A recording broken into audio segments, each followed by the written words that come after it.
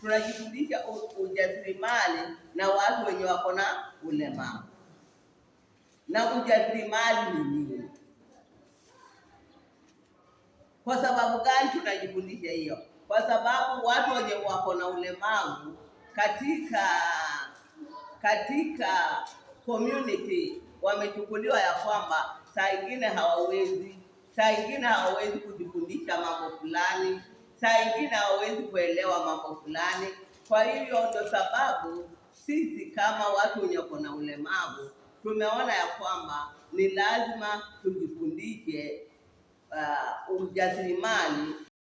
Sasa mimi nimejifundisha hivi, mwanzo uwe na capital, na ile capital isiwe ya mkopo. Utakuwa moyo umeangalia umepata wapi, lakini isiwe ya mkopo, kwa sababu itakuletea pia hasara. Sasa pale mahali pia uangalie ni wapi, na je panaweza nipa do. Sasa hivyo vitu viwili yani unaanza kufikiria biashara gani nitaifanya, na hii biashara je kapitali yake ni ngapi na nitaipata wapi, lakini si ya mkopo.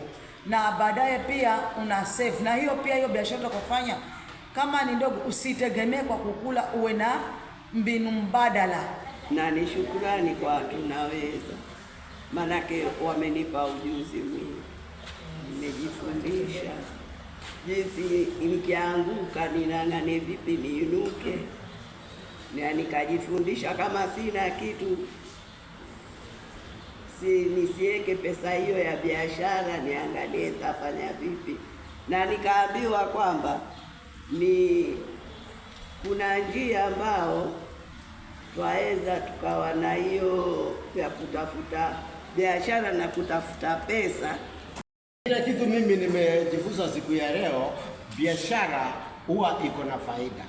Lakini makosa moja watu huwa wanafanya ni kama uwe na boma, huwezi kutegemea ng'ombe peke yake, uko na ng'ombe na kuku na mbuzi na ingine. Kwa mfano, ile biashara tumefanya hapo tumeona ina faida nzuri sana, kwa sababu ilikuwa inatupa faida ya shilingi 300, na hiyo ni faida tukiondoa ile pesa tumenunua nayo.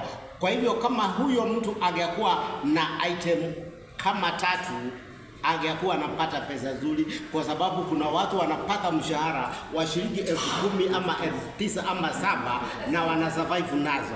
Sawa. Kwa hivyo ni mzuri kufanya hesabu katika biashara zetu bila kusema hazina kulaumu biashara, lakini biashara iko na faida, ni wewe umepoteza bao.